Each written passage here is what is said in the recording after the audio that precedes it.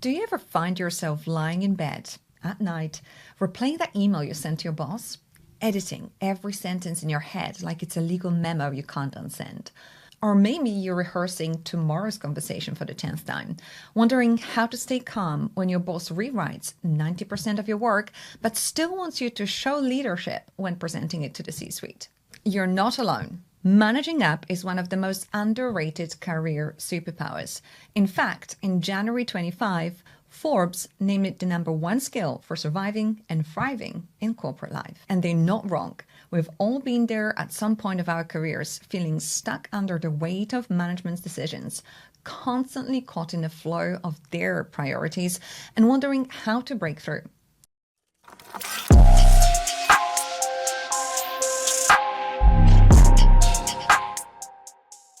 Welcome to the Escalation Podcast. I'm your host, Edita, and today we'll look at how to navigate upward influence and, most importantly, use the power of influence to your advantage. So if you're working hard, but somehow the room at the top always seems just out of reach, today's episode may be the spark your career needs. Let's talk about how to manage the management. Learning to read and own the room was a tough lesson for me personally. I was in my late 20s, a derivatives lawyer with a growing reputation. I was technically strong and trusted, but still very much learning the rules of the game. I was already at Credit Suisse. We used to have these weekly ISDA committee meetings where the heads of each trading desk would show up and they would be presented with an agenda by the legal department and asked to opine on what they deemed non-standard requests from clients. As you all know and appreciate, banks are run by committees, and if you're a negotiator on the sell side, you're restricted by the red tape of approvals. So I was keen and ambitious and always wanted to be in that room, sat at a table filled with senior stakeholders, typically men, and I quickly realized something. Technical skill wasn't the currency being traded here. Influence was. Presence was. I've learned more about managing people and the power dynamic in these weekly meetings than over the years negotiating trading documents with my counterparties. I've learned that being right doesn't always mean you're being heard, and that technical skills will get you in the room, but it's your ability to lead yourself that will keep you there. Your legal acumen sets the foundation, but it's your mindset, your presence and negotiation style that bend the room to your will. The most powerful lawyers don't just argue the facts. They perform legal alchemy, turning pressure into advantage and ambiguity into power. This has changed everything for me. I began studying the people above me, not to imitate, but to understand. Who did they listen to? What language did they respond to? How could I bridge what I knew with what they needed to hear? Remember, leaders speak last.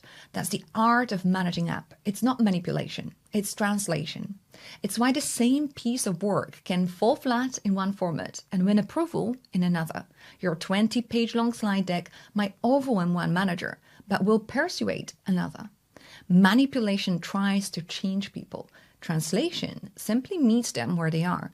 And when you learn that skill, when you can take your world and express it in theirs, you stop being just another employee and you start being someone who shapes outcomes. So why is this skill so vital, especially in banking, finance, law, or any performance-driven field? Because your career isn't just built on output. It's built on perceived value. Let me say that again.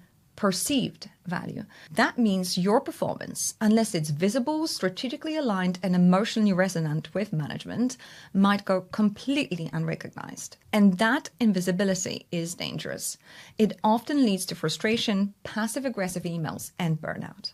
Although, I have to say, there are plenty of invisible employees who are quite content with their lack of visibility and do not like to be pushed or prodded into the spotlight. For them, invisibility feels safe. It means fewer risks, fewer confrontations, and less pressure. But here's the trade-off. If you choose that route, you also give up control of your narrative. You may be comfortable in the shadows, but the decisions about your career, the promotions, the opportunities, the recognition will be made without your input. And that's fine if that's the life you want. The danger comes when people want growth and invisibility. Because in today's corporate environment, those two simply don't coexist. You cannot rise without being seen. The people above you are not just reviewing performance. They're under pressure. They're navigating risks, politics, image, and their own insecurities. If you can understand that complexity, you can align your contributions not just with the task at hand, but with the story managements want you to tell upward. Managing upward, it's about being in tune with their narrative. Position yourself not just as a good employee, but as a partner in their agenda. That's where the power shifts. Let's talk tactics. I went digging into Harvard Business Review, Forbes, Cambridge Research, and the Center for Creative Leadership. Here's what the experts recommend: the 5 tactics to manage up without kissing up. Number 1, anticipate, don't just react. HBR recommends that you solve problems before they even voiced. If your manager obsesses over compliance, frame updates that way.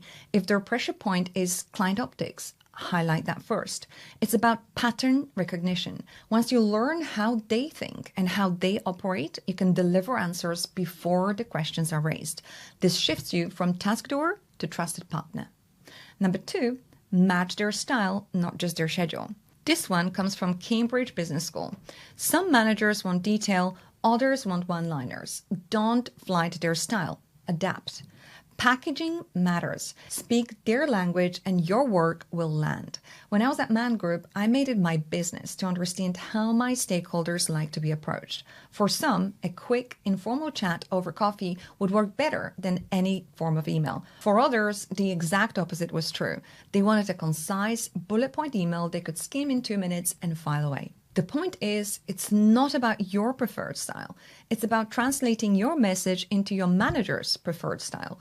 And once you adapt to that, conversations will move faster, decisions will come easier, and the relationship capital you build will pay dividends later on. Next, ask questions for strategic alignment. Instead of the passive, do you want me to do this? Shift to forward-thinking questions like, would it help if I prepared a version for stakeholders that highlights our risk exposure? This doesn't show you're listening, it shows you're already thinking 2 steps ahead, aligning your work with organizational priorities. The best questions aren't about clarity for you, they're about strategy for them. That shift signals foresight, maturity, and ability to see beyond your own task list. Number 3, own your visibility. I love that one, and it took me a while to really understand the power of your own visibility. Great work doesn't always speak for itself.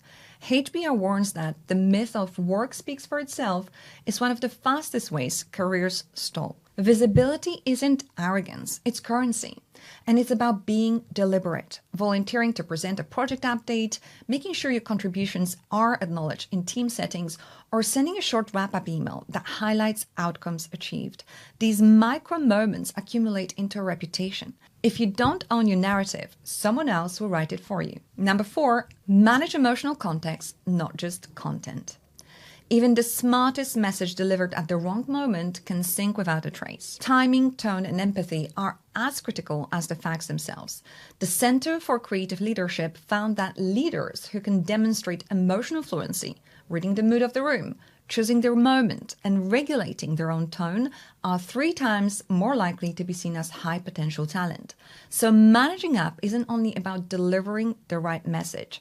It's about sensing when to escalate, when to hold back, and when to reframe. So get the emotional context right, and the same message that might have been dismissed yesterday can suddenly move the needle today. Number 5, understanding power structures. Let's go a level deeper with this. In every organization, there are 2 structures, the official one and the real one. And if you want to escalate, you need to learn to operate in both. The official org chart tells you who reports to whom, who's got what title, and where the boxes line up. But the shadow structure, that's where the real power sits. It tells you who actually shapes decisions, who has your boss's ear, and who can quietly veto an idea before it even sees daylight. Your job is to find out the informal gatekeepers, the trusted fixers, and the quiet diplomats. And here's a pro tip. Never, ever underestimate the power of reception staff, admin support, or the people who manage diaries. They might not have a box on the chart, but let's be clear, they control access and their work is as important as anybody else's. They're often juggling competing priorities with little recognition. So build trust and genuine respect there. And you'll not only gain insight into the company's real pulse, but you also gain allies who can open doors when it matters most. They know who's in a good mood, who's overloaded, and who you really need to speak to before your boss will listen. When you begin mapping this hidden terrain, you start playing a different game. You stop wasting energy fighting the wrong people, and you learn to channel your influence for the right ones. Sometimes the key to managing the management isn't managing your line manager directly. It's building credibility with the person they trust. Influence often flows sideways, diagonally, and invisibly. And if you can see that, you're already ahead of most of your peers. You might be listening to this and thinking, I'm already senior editor. I don't need to manage upward anymore. But here's the truth. The moment you stop paying attention to the people above you, whether that's the board, clients, or public perception, you start becoming complacent. Managing up doesn't stop when you make MD. It just becomes more nuanced. Now you're managing investors, regulators, internal politics, reputational risk, you name it. You're still in a power dynamic. So even at the top, the question remains, am I being heard for what matters most? Am I cultivating trust, shaping strategy, and staying emotionally intelligent? The best leaders know that upward influence never ends. It simply changes form, in the words of Simon Sinek. So to wrap up, managing the management isn't about bending yourself out of shape to please people. It's about playing the long game with clarity, intention, and respect.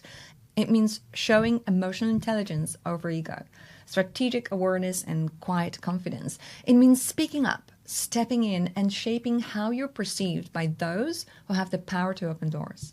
So today, ask yourself, who's managing your career narrative right now? You or your silence? Because if you're not influencing the system, make no mistake, the system is influencing you. Until next time.